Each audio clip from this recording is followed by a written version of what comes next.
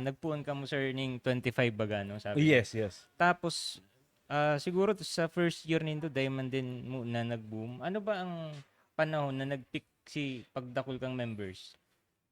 And paano siya nag-abot sa point na garo kumbaga nabibistado na siya? Actually, mahambog ka kita katong panahon na talaga Hanggang ngunyan man gano'n. yung ani.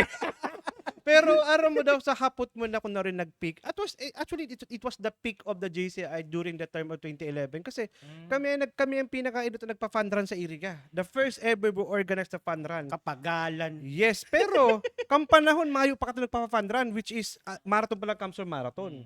Kami na ang next. Mapagalong ka itong maggibo. Tapos kami gabos ang nag-project. Pero nag-iba ka po. Organizer ako.